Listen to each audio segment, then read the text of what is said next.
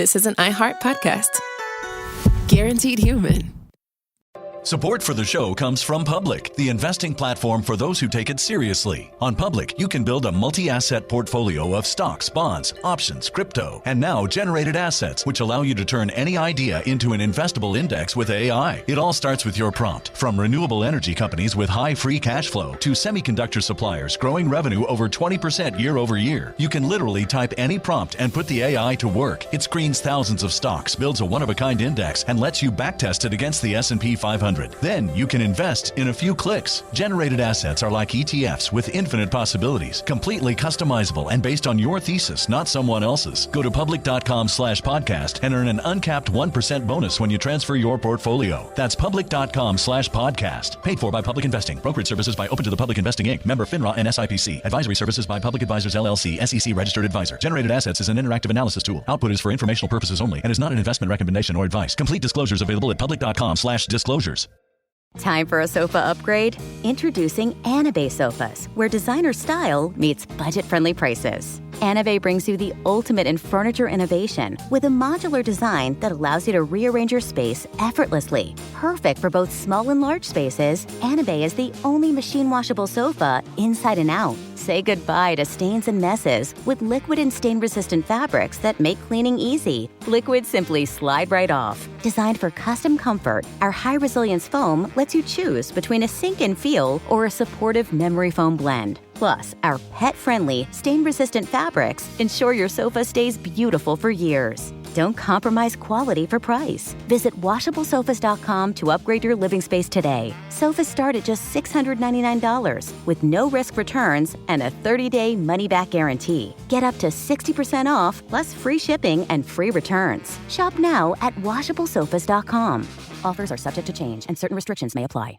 There's a difference between liking a house and actually getting it. Redfin is built to make up that difference and close the gap between finding and owning the home for you. Redfin agents close twice as many deals as other agents. So when you find a home you love, you're not a step behind when it comes to making an offer. That means less watching great homes disappear and more focus on the one you'll call home. Redfin helps turn saved listings into real addresses. Get started at redfin.com. Own the dream. Flag football is exploding, and iFlag is leading the way. As the Guinness World Record holder, iFlag hosts premier flag football tournaments nationwide for boys, girls, high school girls, and adults. From first-time players to elite competitors, iFlag delivers top-level competition, unforgettable experiences, and a community built around the game. Ready to be part of it? Join the movement. Find your tournament and learn more at iflag.org. That's iflag.org. Hey everybody, I'm Robert Evans, and this is Behind the Bastards, the show where we tell you everything you don't know about the very worst people in all of history. And this was the highest energy introduction I've ever done. Sophie is laughing at me over in the corner. I don't understand why. I thought it sounded pretty cool, Fonz-esque. This is a show where I read a terrible story about history, about someone bad or someone's bad, or usually a bunch of bad people doing bad things, to a guest who is coming in cold. And today, that very cold guest is Katie Goldin. Might be Katie coming in cold. Anyway, she's birds' rights activist on Twitter, where she advocates for birds, even though, as I understand it, millennials are saying birds aren't real. Those are lies. Those are communist lies. Communist lies. She's also the host of another podcast on the Stuff Network, Creature Feature. Great podcast about animals doing weird-ass shit. Science and stuff. Yeah, science and stuff. Yeah, we talked about animals and drugs. We did an episode of it. It was and how it's great to do drugs. It is great to do drugs. Speaking of drugs that are great to do, today we're talking about insulin, which is not a it's fun in that if you need to take it, you die not taking it. Right. I think it's fun not to die. It is fun not to die. Relatively fun not to die, yeah. It is fun not to die of insulin shock. Yeah. Or diabetic comas and stuff. Yeah. Not fun. So, I'm just going to get into it. On November 17th, 2018, several parents brought the ashes of their dead children to the doorstep of the offices of Sanofi, a pharmaceutical company that produces insulin.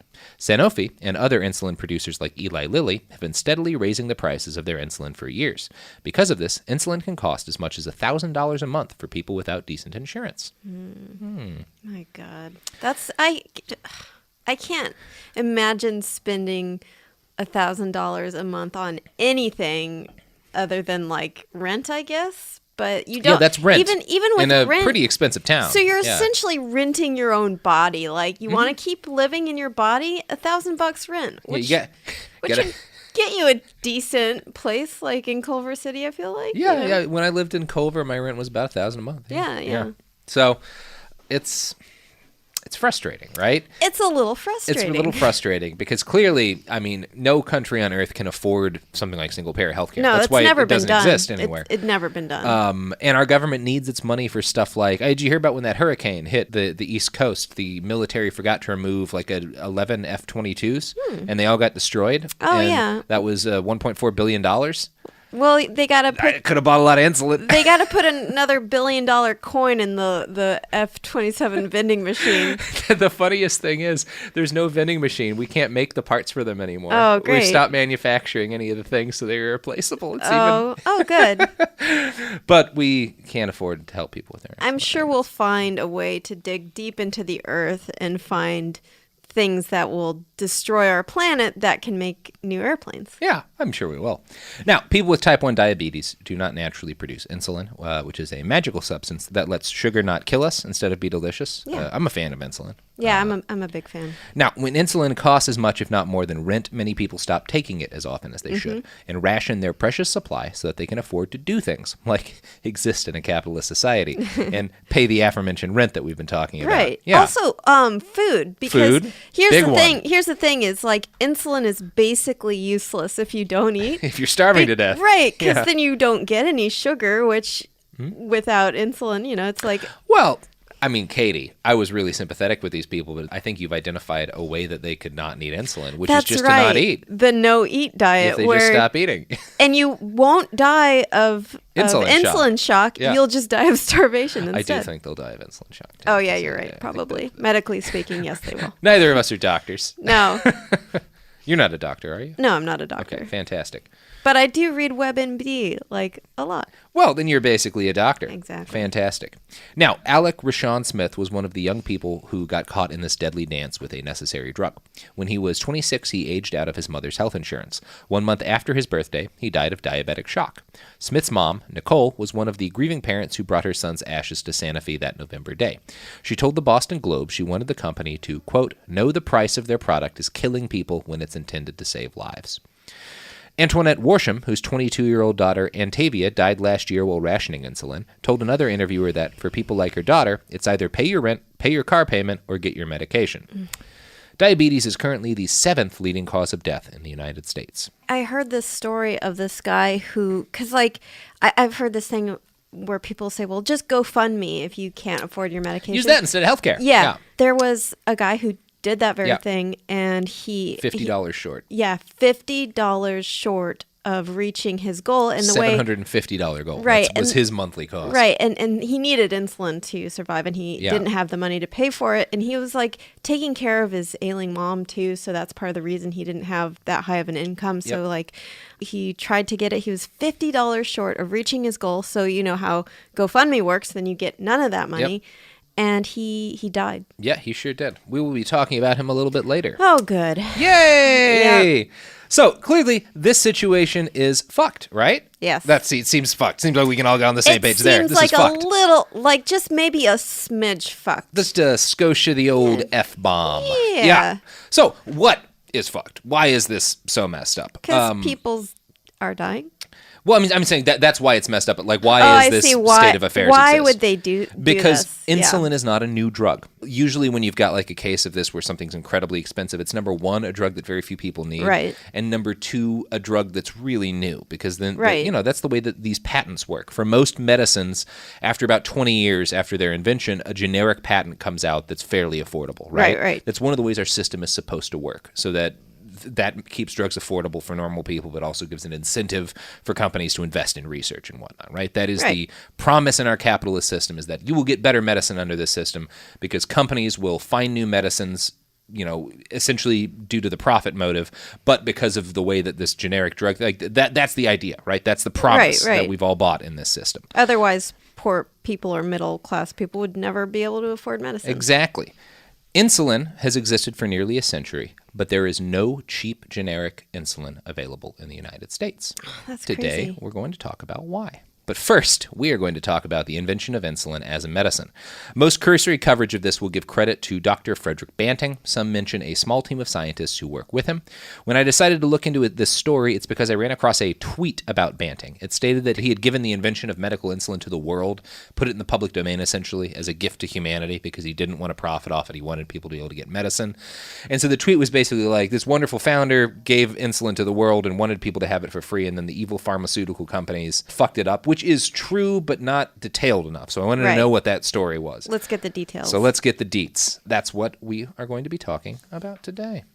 Now, like most things you find on social media, that version of events is not quite accurate. Insulin did not have a single inventor, and while pharmaceutical companies are the ultimate bastards here, the full story is weirder, sadder, and more infuriating than that. In 1921, Dr. Frederick Banting was the first person to isolate secretions from islet cells, the cells that make insulin. He suggested these might hold a treatment for diabetes, and he was basically right. He came up with a plan to tie up the pancreatic ducts of laboratory dogs and make their pancreases overproduce the cells that contain insulin until everything else in the pancreas dies. So that was the idea, right? Did the dogs die? The hope was they wouldn't. This was actually initially envisioned as like, oh, this is a beautiful 1-2 punch because we make these dogs' pancreases overproduce the cells. They didn't really know insulin was insulin was a theoretical substance. They called it, I think, insuline. There was an E. I don't know how they pronounced it, but it was spelled insuline. And the theory was like, if we make these dogs' pancreases produce a bunch of these cells, we can take the pancreases out and they will contain concentrated versions. Then we can extract whatever's in the pancreas, shoot it into a diabetic, it'll make them better. So the idea was, we got to take these dogs' pancreases out in order to do this thing, but then we can just give them what we make from it. And if it works, it's a beautiful 1-2 thing. We don't have to kill the dogs. We'll know that we've got a treatment for diabetes because these dogs won't be able to produce insulin after we fuck up their pancreases. Seemed like it was like a nice circle that they had developed. Now, the problem with Banting's plan is that he was not up to date on the work other scientists were doing testing blood sugar to find diabetes in patients. Banting did urine testing to find out blood sugar levels, which does not work very well. Did he just like taste it? Because I know like just tasting their pee. Yeah. Well, one of the things is like if you taste your urine or smell your urine and it tastes sweet, it's a sign of diabetes. Oh, wow. Because it's like, I think it's called hyperkalemia, and it's because you're finding more sugars in your urine.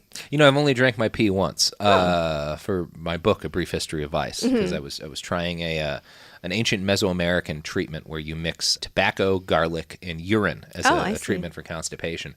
It works. Nice. It makes you very ill, but functions in its intended purpose. Right. I was not paying attention to how sweet it was. There was a lot of garlic in there too. Right. So the garlic's going to cut the sweetness, as you know. It's going to cut the sweetness. With cooking, it's going to. But it sounds like what you're saying is that we should all be drinking our pee every morning to learn if we are diabetic. I mean, just a little bit. A little bit. Just don't drink a lot of it. Don't drink a lot of your pee. A taste. A sample. That's the new Behind the Bastards motto. Sample your own pee. Sample your pee. Sample your pee. Right. This will be marketable. Let's get a t-shirt going. Sample your pee. Can we start that process, Sophie? TM. No. Okay. Sophie's shaking her head. She's not happy with that. All right, let's move on to talking about diabetes some more. So Banting was the first guy to start isolating the islet cells that contain the hormone insulin, but the amounts he was able to get were too small to really be useful, and his work had a bunch of holes in it. He was good at a couple of things, but he was almost weak there in a lot of other areas. So he had to partner with other scientists. Professor John James Rickard MacLeod was the head of physiology at the University of Toronto. MacLeod agreed to give him laboratory space for his experiments, and he also served as sort of the manager and overseer of the whole project, because Banting was an unstable personality, kind of an asshole. Oh, yeah. So MacLeod... You mean some scientists are assholes? Yes! Really? The kind of guy who would poison a dog's pancreas in order to try to solve a disease. Wasn't great at working with other people. Oh, I see. Interesting. I mean... Counterintuitive, but You need to do the research. This horrible thing has to happen. But the kind of guy who's like, oh yeah, what if we just torture dogs to figure this out? It's probably not fun to work with. And he wasn't. Maybe just a little too, he's got tunnel vision there a little bit. He's just so focused on that insulin. Right. And everyone else is like, but dogs? There's just dead dogs everywhere. Your whole I know, room but is I'm just almost dog there. Corpses. It's just crumpled up dog corpses. Once we get it right, the dogs won't die. He's just at his desk and he's like, damn it. And he crinkles up an another dog and tosses it into the waste bin. Just a trash can full of dead dogs. Sophie is really not loving this conversation. There is a dog in the room, but because Anderson is a dog, Anderson does not understand what we're talking about, which is the mercy of being a dog. Right. Now, back to the story. Banting came to hate MacLeod because MacLeod was good at talking and explaining their work to other people at conventions. Well, Banting was an introvert and a big old nerd. So Banting started to worry that like MacLeod was going to outshine him and get the credit. Even though, from everything I've been able to read, MacLeod was just about, oh yeah, this is a really important cause. Right. I want to do everything I can do to make sure that this research gets completed. Right. So he goes like on Reddit to complain about him. Yeah. Like, what a stupid science Chad. Oh, Banting would 1,000% be a Reddit dude. Although... We'll get to something in a second. So Banting had an assistant, a guy named Charles Herbert Best, who did a Charles. Charles. I pronounced that weird for no reason. I thought this was a fancy form of Charles. Charlet. Herbert. Charlet. No, not at all. Just plain old Charles, like an American. Reading podcasts for 3 hours. So Charles Herbert Best was his assistant, and Best did a lot of crucial work in the process. And it seems fair to say in general that all three men were critical parts of the development of insulin as an effective medication. When they started their work, the existence of insulin was still not a confirmed fact. We knew that the islets of Langerhans, which is the name of those little cells, produced something that helped regulate sugar. Insulin was at this point still just the name of a hypothetical substance scientists thought existed. So, just as a quick side note, the islets of Langerham, I imagine them as like these little islands. Beautiful little British islands, storm-tossed but picturesque. That a microbial-sized Langerham expedition goes out and discovers, like little white blood cells in naval hats. Yeah. Sorry, that I just had to get that image out there. I'm the Duke of Langerham. You're right. That's how it was discovered. Tiny explorers. Tiny explorers. Banting, MacLeod, and Best started work in May of 1921. It did not go well at first. I found an article in the Journal of Clinical Chemistry that went into the discovery of insulin in exhausting detail. Here's how they described the first few months of work. After ligation of the ducts, the dogs were expected to recover from the surgery and live more or less normally. After several weeks, the pancreas, unable to secrete fluid into the duodenum, would gradually atrophy and would be removed and processed to extract the internal secretion. The extract would then be administered to other dogs made diabetic by removal of the pancreas. It was a laborious task for someone with no experience in animal work, and it did not go well at first as Banting struggled to improve his surgical technique.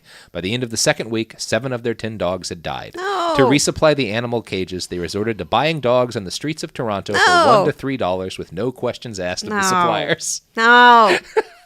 We need dogs. We need a lot of dogs. It's just some guy with an overcoat like, hey, I heard you was looking for dogs. This doctor's never worked on dogs. He's killing them left and right. Just like opening up the trench coat and just rows and rows of dogs. I'll give you $9. Is that enough for 3 dogs? 10 dogs $1. 10 dogs. They're like off-brand dogs. Like, no, these are dogs. 3 of these are cats. Sophie, really not happy with me right now.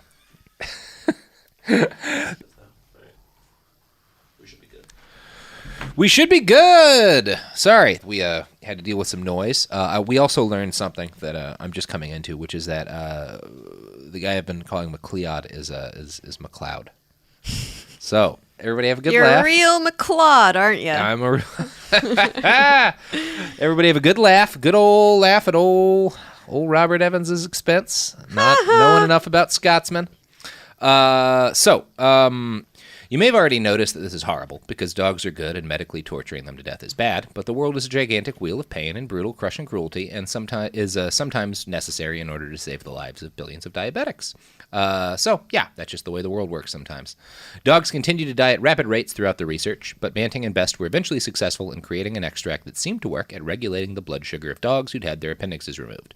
They debuted their work to an audience. It was one of those things you've seen on TV where the doctors do their work in like a big pit surrounded by an auditorium full of other doctors and pharmaceutical industry people. Old-timey things. They had instead of bags of popcorn, it was like bags of dead dogs. Bags of dead dogs and those little circle things on their heads that old-timey doctors wore. One man present at this early insulin demo was George H.A. Clowes, a research director for Eli Lilly, the pharmaceutical company. After the presentation, he sidled up to MacLeod and asked if his company could work with the scientists in order to get a product on the market sooner.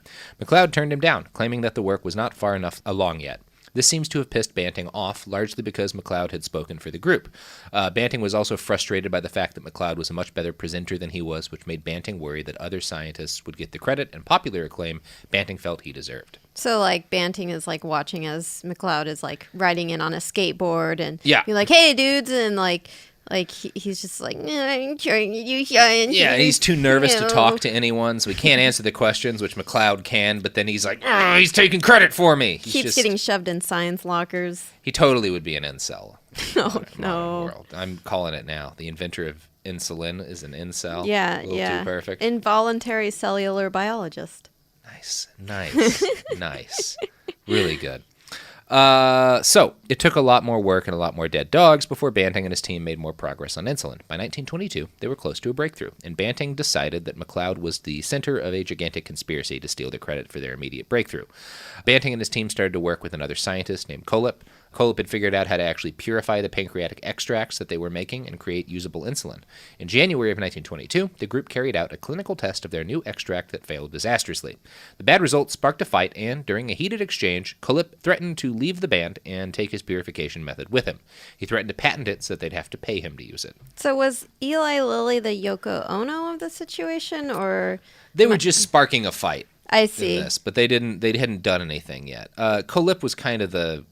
Well, no. Banting was the Yoko Ono? Was both Yoko and Lennon. Ouch. That's a harsh personality to have. He seems like a rough guy to work with. So, here's a quote from that journal article about the invention of insulin.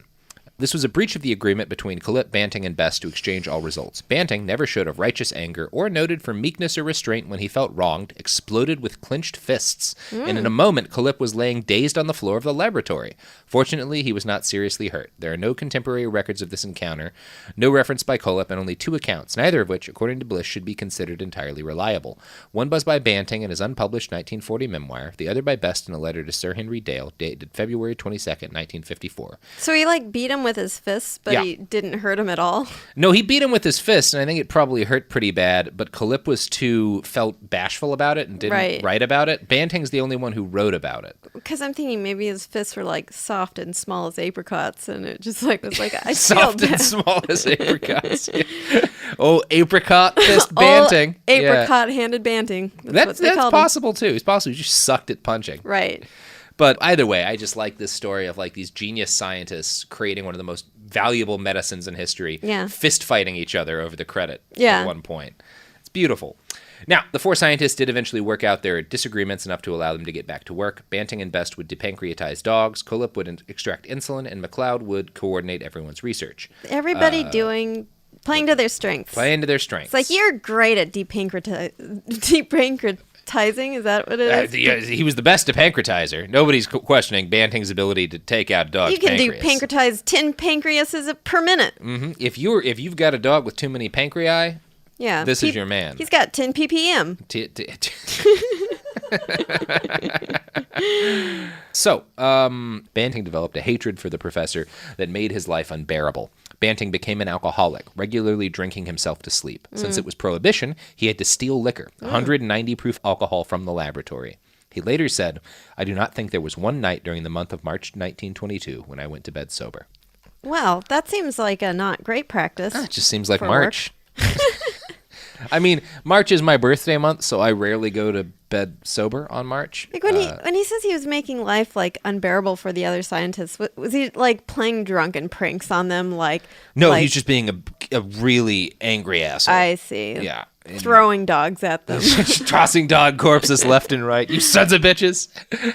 Yeah. But their work bore fruit. On May 3rd, 1922, McLeod presented a paper to the Association of American Physicians, The Effect Produced on Diabetes by Extracts of Pancreas. The paper described their discovery of insulin and its, by now, clear therapeutic success on treating diabetes. McLeod received a standing ovation, the first one given in the entire history of the Society's existence. Banting and Best weren't there to see it. Banting had refused to go, because he was a catty bitch, and badgered his colleague in not going as well, as a protest against McLeod. Jeez. Yeah, it's pretty... You missed that rare scientist standing ovation, which are radical because they're just like air horns, vuvuzelas. So at this point, the team reached out to Eli Lilly for help figuring out how to produce insulin in large quantities. So they'd figured out how to extract insulin. They'd proved that it was a thing, that it had a therapeutic effect, but they were like, we don't actually know how to produce a medicine for a shitload of people. We're just torturing dogs over here.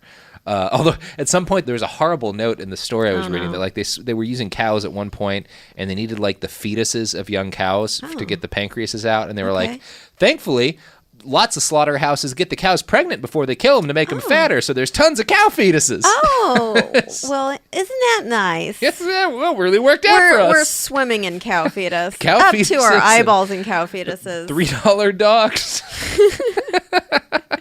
They just have cow fetuses in a bowl at the front desk of these farms. Take a cow Grab fetus. you a cow fetus. We have plenty. Too many cow fetuses. Too many cow fetus. They're just gonna be going into sausage. That is sausages. It's just cow fetuses and pig assholes. That does seem like a turn of the century movie. Too many cow fetuses. Too many cow fetuses. Starring Jameson Jimison. Speaking of cow fetuses, wonderful products that help people. It's ads time.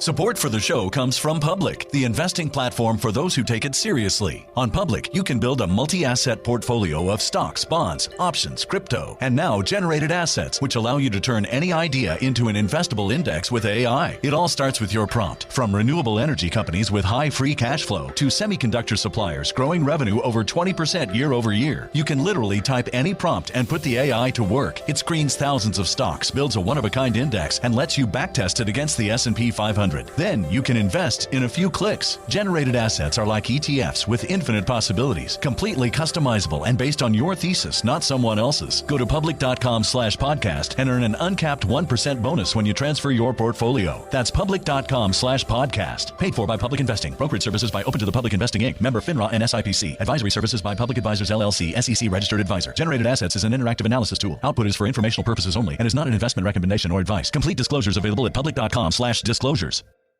Tired of spills and stains on your sofa? Wash away your worries with Anabay. Anabay is the only machine washable sofa inside and out, where designer quality meets budget-friendly prices. That's right, sofas start at just $699. Enjoy a no-risk experience with pet-friendly, stain-resistant, and changeable slip covers made with performance fabric. Experience cloud-like comfort with high-resilience foam that's hypoallergenic and never needs fluffing. The sturdy steel frame ensures longevity, and the modular pieces can be rearranged anytime. Shop WashableSofas.com for up to 60% off site-wide, backed by a 30-day satisfaction guarantee. If you're not absolutely in love, send it back for a full refund. No return shipping or restocking fees. Every penny back. Upgrade now at WashableSofas.com. Offers are subject to change, and certain restrictions may apply. Flag football is exploding, and iFlag is leading the way. As the Guinness World Record holder, iFlag hosts premier flag football tournaments nationwide for boys, girls, high school girls, and adults. From first-time players to elite competitors, iFlag delivers top-level competition, unforgettable experiences, and a community built around the game. Ready to be part of it? Join the movement. Find your tournament and learn more at iflag.org. That's iflag.org. Hey, this is U.S. Olympic gold medalist Tara Davis-Woodhull. And I'm U.S. Paralympic gold medalist Hunter Woodhull. As athletes, our lives are about having a clear path. And a team that you can absolutely trust. So when it came to getting the best mortgage, we chose PennyMac. PennyMac is proud to be the official mortgage provider of Team USA and you. Learn more at pennymac.com. PennyMac Loan Services, LLC, Equal Housing Lender, NMLS ID 35953. Licensed by the Department of Financial Protection and Innovation under the California Residential Mortgage Lending Act. Conditions and restrictions may apply. We're back. Ads are done. Ads has happened. Back to insulin. Banting, Colip, and Best were awarded a patent on January 23rd, 1923. They did not give their patent to the public domain as a gift to mankind, but they did sell it for $1 each to the Board of Governors of the University of Toronto. That's a bargain. That's a bargain. Great price for all of the insulin. Solid. Their goal was for the medicine itself to be used for the benefit of mankind and not pure profit. They deserve credit for getting all getting on the same page about one thing, which is that insulin is too vital to be something that's purely a profit thing. Right. Now, they basically gave the patent to the university so that they could restrict the production of insulin to reputable pharmaceutical companies. They wanted to stop quacks from trying to make their own products and then selling people poison branded as insulin. Right, just like liquefied dog in a syringe. Yeah, we're just killing dogs. The patent also made it impossible for drug companies to produce a weaker version of the drug and still use the name insulin. So that's good. As messy as they were, it does seem like these guys' hearts were in the right place. Right. Eli Lilly got a non-exclusive licensing contract, and for a while, insulin was a reasonably affordable medicine. After a couple of decades, the University of Toronto's patent expired, and any pharmaceutical company was allowed to produce it. This is the point at which the market should have been flooded with cheap generic versions of insulin. But something else happened instead. Eli Lilly and other pharmaceutical companies started tweaking insulin, making minor improvements or alterations to the delivery system, tiny changes that maybe made it work slightly better here and there. They timed these updates strategically so that insulin has remained, for all of these different companies, a patented medication from 1923 through to today. Right, because so I used to do medical learning materials for pharmaceutical companies, and one of the things I learned is about the process of doing generic medications. So if you have a patent and you want to extend it beyond what the law intends, for decades, right, what you do is you can tweak it very slightly, make, like you said, minor improvements, or you can even not tweak it, but say it's useful for something else, like antidepressant medications being used for postpartum depression or PMS. Well, that's clearly different. Right. And then you can cling on to that patent for much longer than what is the spirit of the law, which is 20 years. Right, which is a long time too. So and that prevents other companies from creating biosimilars, which are not the exact same formulation, but kind of a similar one. And it's really terrible because let's continue with your horrible story. Now, it's not impossible. It's important to say one of the differences with the case of insulin is that it's not impossible for a company to go back to the original recipe and make a generic version of insulin. That is something that's totally possible. What these companies are doing is that they're just never releasing a generic. They just keep tweaking their insulin every time it comes up. It gets old enough. So basically, any pharmaceutical company could try to make their own insulin, but any organization that could afford to do so would be a pharmaceutical company. And in that case, why not just whip up their own kind of insulin, tweak it a little bit, and charge a lot of money? Why make a generic? Why help people? Why help people as a pharmaceutical company? Right. Yeah. Now, this is the conclusion reached by Drs. Jeremy Green and Kevin Riggs, who published a study in the New England Journal of Medicine accusing the pharmaceutical industry of using a process called evergreening to extend their patents, particularly the patents for insulin. Right. This is the name of what you were just explaining. I'd like to quote from a summary of their article in Medicine Express. This keeps older versions off the generic market, the authors say, because generic manufacturers have less incentive to make a version of insulin that doctors perceived as obsolete. Newer versions are somewhat better for patients who can afford them, say the authors, but those who can't suffer painful, costly complications.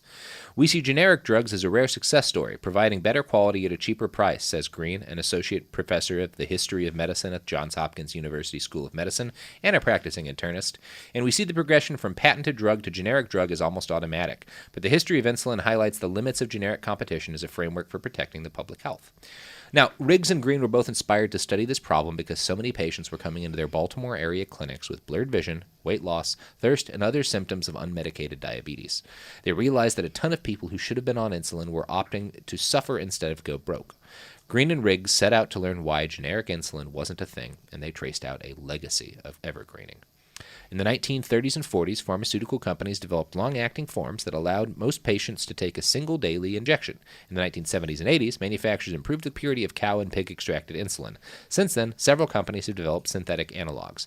Biotech insulin is now the standard in the U.S., the authors say. Patents on the first synthetic insulin expired in 2014, but these newer forms are harder to copy, so the unpatented versions will go through a lengthy Food and Drug Administration approval process and cost more to make. When these insulins come off the market, they may cost just 20 to 40% less than the patented versions, Riggs and Green write. Now, generic versions of medication often bring the price down to something like 80% cheaper. Mm-hmm. So When cheaper insulin comes in, it's going to be this kind of biotech insulin that's just 20 to 40% cheaper as opposed to... I see. So essentially still twice as much as it ought to be, at least. So companies could be making these generics, but there's just no monetary incentive for them to do so. It's not profitable. Right. What would you need to do? I mean, you might get a profit, but it's not as profitable. Right, because if you're a small enough company that you would want to maybe do it, like, then you couldn't. You don't have the resources. You don't have the resources. Insulin. Yeah. So if you're a bigger company, you're like, well, there's more demand than would mean like people wouldn't be voting with their wallets, so they'll still sell it. Yeah. And, insulin has improved a lot over the years. To give some credit to the pharmaceutical companies, we no longer have to torture dogs to make it. It's not all derived from animals anymore. Human insulin can be produced using recombinant DNA technology that basically turns bacteria into insulin factories. It's pretty cool. They deserve to be rewarded for the innovations, or at least the scientists do, for the innovations that have been made to insulin. But with each innovation, essentially, older but still working forms of insulin stop being used, as opposed to just being sold as generics because it's not profitable to run them. I read a Business Insider article on exactly this problem. It notes that the number of Americans with diabetes has tripled since 1980. You might expect that to make insulin cheaper, since it's now easier to make and being produced on an economy of scale. Instead, the price has soared astronomically. Some insulin products have seen their price triple since 2002. Wow, geez. Yeah. Levemir, one popular medication made by Novo Nordisk, cost $120 for 100 units in 2012. Today, the same amount costs $300. Jesus Christ. Yeah. Now, as we noted, generic versions of medication often help lower the price. I could buy so many dogs with that. You could buy $3 dogs, even a $3 dog, which is an expensive dog in the insulin market. Right. You could buy 100 $3 dogs and make your own insulin. Yeah. Yeah. Now, as we noted earlier, generic versions of medication can lower the price by as much as 80%. This would be life-changing for someone with diabetes struggling to deal with an extra $570 a month in insulin bills. Yeah, That's what the average diabetic American pays. Oh, Jesus Christ. So you're talking $400 that could be back on their budget. That could be spent on dogs. Could be spent on dogs. Or maybe food and your rent. But yeah, there is no generic insulin. And Riggs & Green suspect that this is because no pharmaceutical company considers making such a product to be a worthwhile investment. Jesus. On February 17th, 2017, Shane Patrick Boyle posted a GoFundMe to raise enough money for 1 month of insulin. For him, this meant $750. As we already discussed, he came up $50 short, and he died a couple of weeks later of diabetic ketoacidosis. The current Secretary of Health and Human Services, appointed by Donald Trump and confirmed by Congress, is Alex Azar. Before he got into politics, Mr. Azar had a different job. He worked for Eli Lilly from 2007 to 2017. Starting in 2012, he was the president of Lilly USA, the company's largest division. I'd like to quote from an article in The Nation. During Azar's tenure, Eli Lilly raised the prices on its insulins in the United States by 20.8% in 2014, 16.9% in 2015, and 7.5% in 2016. Eli Lilly's biggest seller, Humalog insulin, is now off patent, but rather than becoming cheaper, Humalog costs more now than when it first came to market in 1996. When Azar started working at Eli Lilly in June 2007, the list price for a vial of Humalog was $74. When he quit in January 2017, it was $269. Wait, so have they made changes to Humalog? Nope. It's just... They're just jacking the price up. Oh, my God. It's like... Shouldn't that be sort of like... Illegal? Yeah. Crime? Murder? I mean, the Health and Human Services Secretary did it, so how could it be that bad? Well, you know how people get so worked up when they see stores jack up the prices of water before a disaster? This is like that every day. Every single year for 20 years, and then you become a Secretary of Health and Human Services. Oh, my God. Oh, that is really depressing. It's horrible. Yeah, that's the whole story. Oh boy, it's just awful. Oh, that was a very sudden, right into the wall end there. Yeah, no, I mean, there's not much to say. I read the story about those parents bringing their dead kids' ashes to a pharmaceutical company and read about it, and it's fucked up. That is so and terrible. Heavy. And I mean, Alex Azar and everyone else involved in these companies and changing the prices of them is a piece of shit. Yeah, because I mean, so one thing is to be clear about diabetes is there are two types. So there's childhood diabetes where there's no lifestyle thing that they do. Right? Yeah, type 1. Yeah. They're born with it. You just random chance. Shitty spin of that big roulette wheel. Mother Nature just dicking around. But I mean, that's not to say people with type 2 deserve it or anything like that. Because like, I mean, it's such an irony where we have such little restrictions on all these foods that are high in sugar and killing us with, just creating these high incidence of diabetes. And then the medicine that can save your life is also just, the price is jacked up. Jesus Christ. If that isn't an indictment of our society, I don't know. Yeah, it's pretty horrible and gross. Yeah. So, if you're diabetic, sorry you're dealing with this. If you happen to know where Alex Azar's car is, I'm not going to say commit a crime on Alex Azar's car, but maybe key it. Do crimes. Not do maybe. Crimes. I'm just saying. Be diabetic, do crimes. Generally do crimes. Generally do crimes. I mean, my goal is to train a flock of birds to follow them around and give those birds a healthy but very high in fiber diet, and just have them follow a lot of protein his bars car. for a lot of like wheat husks. Yeah. Chia seeds. If you train birds and live in the DC area, we have a gig for you. We got a job. Listen. We'll crowdfund this like we would crowdfund someone's insulin payments. Yeah, and if we fall $50 short, though, we won't die. We won't die. Yeah. His car will just not be filthy. And his shirt will not be shitted on. If you train birds in DC, right? If you drop a line. If you practice falconry in the DC area, the greater metropolitan DC area, DM Robert. Or if you're Oswald Tomilkins, the greatest car keyer in the East Coast, everybody knows Oswald Tomilkins. Oh, really? Okay. Yeah, absolutely. He's fantastic. Maybe key this guy's car. Do it I don't know, maybe key in an image of an urn with a dead 27-year-old diabetic's ashes in it. It's so heavy because it's one of these things where we freaking found the cure to this. Yeah. We've found... Shouldn't be a problem. It shouldn't be a problem. We talk about things like how terrible cancer is and how we crave a cure so much. And of course we do, because cancer is awful.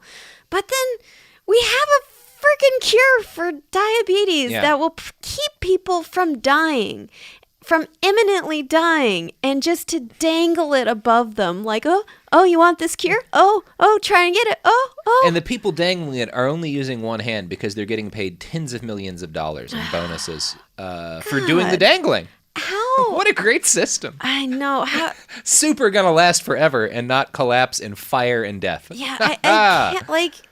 does it feel good when you get your second luxury yacht? Like, you might as well why not skip all of the middleman stuff and just make it out of dead diabetic people? Yeah, just make it out of corpses. Make a giant Have a bone yacht.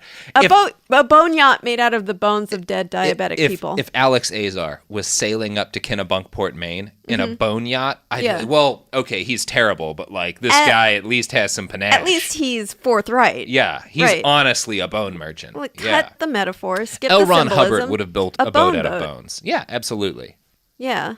Either build a bone boat, or I'm going to keep telling people to key your car, Alex Azar. That's my threat to the Secretary of Health and Human Services.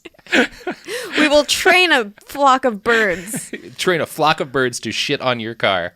A constant stream of shit flowing as much as insulin should be flowing to patients who need it. The bird shit will flow like insulin until the insulin gets cheaper. Yeah. That is the terroristic threat we are making on this episode of Behind the Bastards. Great. Cool. I'm glad you put a label to it, so it'll really make DHS...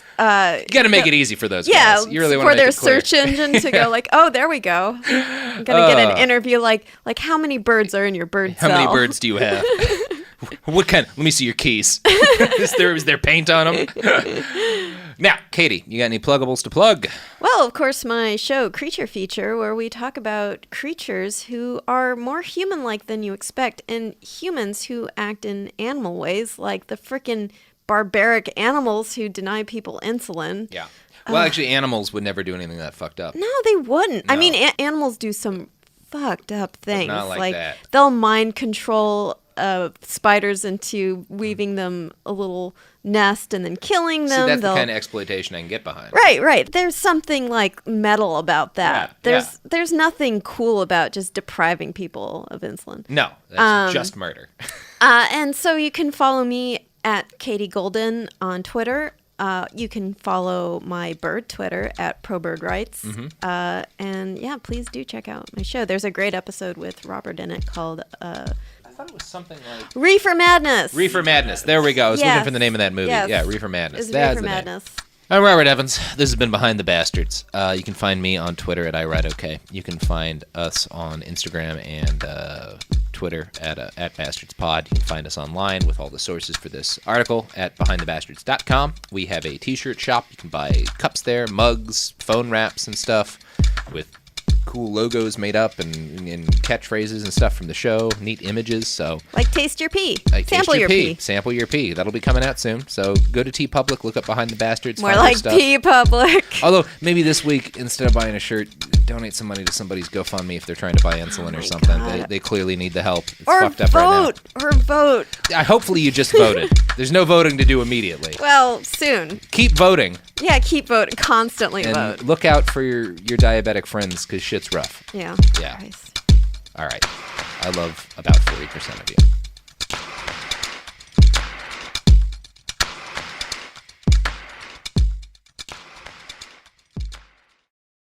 A BetterHelp ad.